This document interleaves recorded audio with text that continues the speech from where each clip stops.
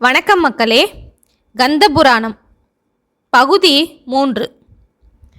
தேவாதி தேவனான பரமேஸ்வரன் முன் அவரது நாயகியான தாட்சாயணி வணங்கி, தேவதேவா, தங்கள் வாக்கையும் கேட்காமல் என் தந்தை தட்சனின் யாகத்தை காணச் சென்றேன். தங்களை அவமதித்து அவர் செய்த யாகத்தை காணச் சென்ற என்னை அவமானப்படுத்திவிட்டார் என் தந்தை. தங்களின் கோபாக்கினியால் தோன்றிய வீரபத்திரன் தட்சனின் யாகத்தை நாசம் செய்ததுடன் அனைவரையுமே அழித்து விட்டான். தட்சனால் அவமானப்பட்ட நான் இனி அவன் பெயருடன் கூடிய தாட்சாயணி என்ற பெயருடன் இருக்க விரும்பவில்லை.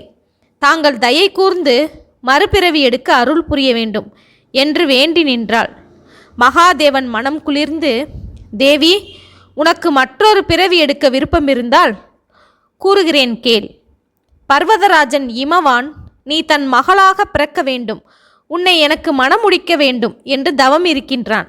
அவன் மனைவி மேனையும் அவன் விருப்பப்படியே தவம் இருக்கிறாள். உனக்கு மறுபிறவி எடுக்க விருப்பம் இருக்கிறது. அவர்கள் ஆசையை தீர்க்கவும் நீ இந்த பிறவியில் அடைந்த அவமானத்தை போக்கி மறுபிறவி எடுக்கும் எண்ணம் நிறைவேறவும் அவர்களுடைய மகளாக தோன்றுவாயாக என்றார். மகேஸ்வரி பரமேஸ்வரிடம் விடை பெற்று இமயமலை சாரலுக்கு வந்தாள். அங்குதான் பர்வதராஜன் தேவி அகிலாண்ட நாயகியை நோக்கி தவம் இருந்தான். கடுமையான வெயில் காலத்தில் பஞ்சாக்கினியின் மத்தியில் நின்று சூரியனை நேராக பார்த்த வண்ணம் தவம் இருந்தான். மழைக்காலத்தில் உடலில் ஆடையே இல்லாமல் வானத்தை நோக்கிய வண்ணம் தவம் செய்து கொண்டிருப்பான். கடும் குளிர்காலத்தில் தலை நிமிர்ந்து ஒற்றை காலில் நின்றும் தவம் செய்வார். பர்வதராஜன் மனைவி மேனை கணவனின் கடும் தவத்திற்கு உதவியாக அருகில் இருந்து பணிவிடை செய்து உபசரித்து வந்தாள். ஒரு நாள் காலை மானசரோவரில் நீராடச் சென்றார் பர்வதராஜன். மானசரோவரில் நீலோத்பவ மலர் ஒன்றின் மீது ஒரு குழந்தை ஜெகத் ஜோதியாய் பிரகாசிக்க புன்னகை செய்து கொண்டு படுத்திருப்பதை கண்டார். பர்வதராஜன் எல்லையில்லா ஆனந்தமடைந்தார்.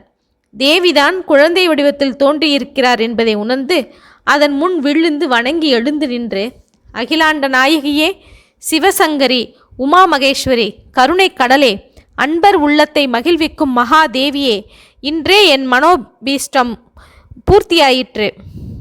நான் பாக்கியவனானேன் என்று நீலோத்பவ மலருடன் தேவியை எடுத்து அணைத்து கொண்டு மனைவி மேனை இருக்குமிடம் விரைந்து வந்தான். நீலத்திருமேனி பிரகாசிக்க மகிழ்ச்சி ஆரவாரம் செய்யும் குழந்தையை கணவன் கையில் பார்த்ததும் மேனை அகமகிழ்ந்தாள். கணவன் கொடுப்பதற்கு முன் அவளே கைகளை நீட்டினாள். குழந்தையும் அவளை நோக்கி கைகளை நீட்டி தாவிற்று. குழந்தையை வாங்கி அணைத்தபோது மேனையின் மார்பகங்கள் பால் சுரந்தன. அவளே பெற்றெடுத்தது போன்ற உணர்வு உண்டாயிற்று. குழந்தையை மார்போடு அணைத்ததும் உலகமாதா, அனைவருக்கும் உளவளிக்கும் அன்னை பசியால் துடிப்பது போல அழுதாள். மேனை உடனே குழந்தையை பால் கொடுக்க எடுத்துச் சென்றாள். அப்போது வானவீதியில் தேவர்களும் சித்தர்களும் யோகிகளும் மலர் மாறி பொழிந்தனர். துந்துபி இனிய கீதம் பாடினான். அப்சரஸ் நடனமாடினர். தேவலோகம், வைகுண்டம், சத்தியலோகம் ஆகியவற்றில் தேவி உலகில் தோன்றிய நல்ல செய்திக்காக விழா கொண்டாடினார்கள். மங்கள வாத்தியங்கள் முழங்கின. பர்வதராஜனும் மேனையும் ஆனந்த பரவசமாக குழந்தையை எடுத்துக்கொண்டு அரண்மனை திரும்பினர்.